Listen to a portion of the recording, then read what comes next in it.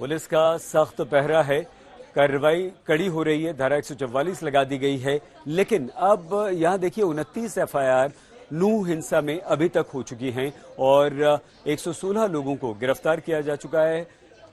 110 लोग हिरासत में भी हैं, यानी कि अगर इनका सरासर भी इन्वॉल्वमेंट पाया गया तो इन्हें भी गिरफ्तार किया जाएगा। इन्हें अभी हिरासत में लिया गया है, इनसे पूछताछ हो रही है, इन्हें फिलहाल गिरफ्तार नहीं किया गया है। 1500 केंद्रीय सुरक्षा बलों के जवान नूह में तैनात कर दिए गए हैं। ये एक बहुत बड़ी संख्या है केंद्रीय सुरक्षा बलों के जवानों की, और वो 1500 है जिन्हें नूह में चप्पे चप्पे पर तैनात कर दिया गया है। हरियाणा पुलिस की 30 कंपनियां भी लगा दी गई हैं और ये भी एक बड़ी तादाद है कि एक इलाके में 30 कंपनियों को नूह में, जहां 31 जुलाई को हिंसा हुई थी, वहां पर इन कंपनियों को लगाया गया है। अब देखने वाली बात यह होगी कि किस तरह से सुरक्षा व्यवस्था इतनी कड़ी करने के बाद वहां पर स्थिति नियंत्रण में हो पाती है। इसी से जुड़ी हुई हमारी ये विस्तृत रिपोर्ट।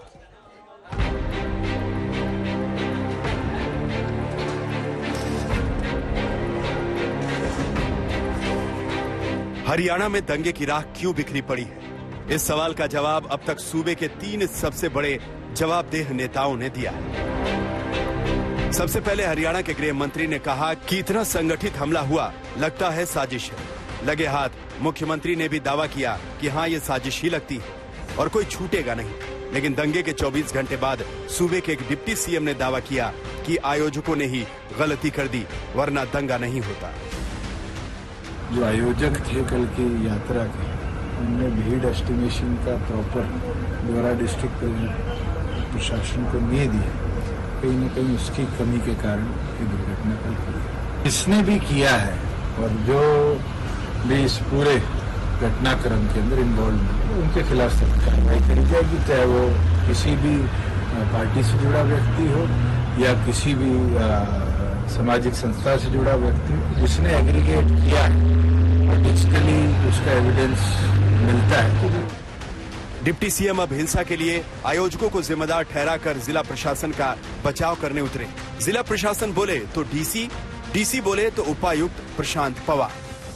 प्रकार से नूह मेवात जिले के अंदर जो घटनाक्रम हुए उसके दौरान 31 जुलाई को जो घटनाक्रम गुड़गांव के अंदर हुए और उसके बाद 1 अगस्त को जो घटनाक्रम हुए उसका संक्षिप्त विवरण गुड़गांव पुलिस द्वारा आपको दिया जा रहा है। गुड़गांव पुलिस पर पिछले 2 दिन के अंदर लगभग 15 एफआईआर रजिस्टर्ड करी गई हैं ऐसे सभी दोषियों के खिलाफ जो अलग अलग ऐसी इलीगल एक्टिविटीज में आगजनी के अंदर जो संलिप्त पाए गए हैं। इसके अंदर जो अभी तक 8 अक्यूज्ड को अरेस्ट करा गया है और 30 ऐसे जो लोग हैं, व्यक्ति विशेष हैं, जिनके खिलाफ प्रिवेंटिव एक्शन के तहत कार्रवाई करी गई है। वही डीसी साहब जिनके सामने कल तक एसपी ने पुख्ता बंदोबस्त की बात की थी, यात्रा के बारे में पूरी जानकारी की बात की थी, तब डीएम साहब ने ऐसा नहीं कहा था कि उन्हें आयोजकों ने पूरी जानकारी नहीं दी। अगर शोभा यात्रा यहाँ पर निकलती है तो माहौल खराब हो सकता है, तो एक तो परमिशन किस आधार पर दी गई और क्या जब परमिशन दी गई तो सुरक्षा व्यवस्था पर्याप्त थी, क्योंकि वीएचपी जो हिंदू संगठन के लोग हैं वो भी सवाल उठा। देखिए, ये शोभा यात्रा जो है हर साल निकाली जाती है, तो ऐसा कोई वो नहीं था। बाकी जो है सभी ड्यूटियां, इसमें जो अधिकारी कर्मचारी सभी की ड्यूटियां लगी हुई थी। ये कितना फ्लेयर अप हुआ, किस तरीके से फ्लेयर अप हुआ, उसकी हम जांच कर रहे हैं और जो भी इसमें किसी की अगर कोताही मिलती है तो हम उस पर कार्रवाई।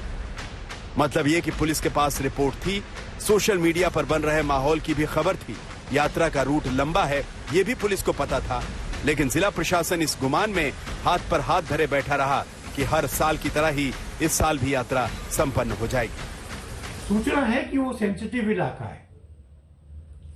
मुझको आश्चर्य है कि सरकार ने पर्याप्त व्यवस्था क्यों नहीं की, और मैं मानता हूं कि यह इंटेलिजेंस की एक बड़ी चूक है। नतीजा ये हुआ कि यात्रा की शुरुआत हुई तो खबर है कि यात्रा में करीब 20,000 लोगों के जमा होने का अंदाजा लगाया जा रहा है, और इतनी बड़ी यात्रा के रास्ते पर सिर्फ 750 पुलिसकर्मी तैनात थे और उनका मुकाबला 20,000 से ज्यादा ऐसे दंगाइयों से था जिनके पास लाठी, डंडे, ईंट, पत्थर, रॉड, चाकू और तलवार से लेकर पिस्तौल, बंदूक और राइफलें तक थी। दरअसल यात्रा पर पथराव हुआ तो हिंसा शुरू हुई। दंगा के दौरान हिंसा दोनों तरफ से हुई। जो ज्यादा थे उनको ज्यादा नुकसान, जो कम थे उनका कम नुकसान हुआ। लेकिन हरियाणा की अमन, शांति और भाईचारे को जो नुकसान हुआ है उसकी भरपाई इतनी आसान नहीं होगी। नूंह से हिमांशु मिश्रा और अरविंद ओझा के साथ आज तक ब्यूरो।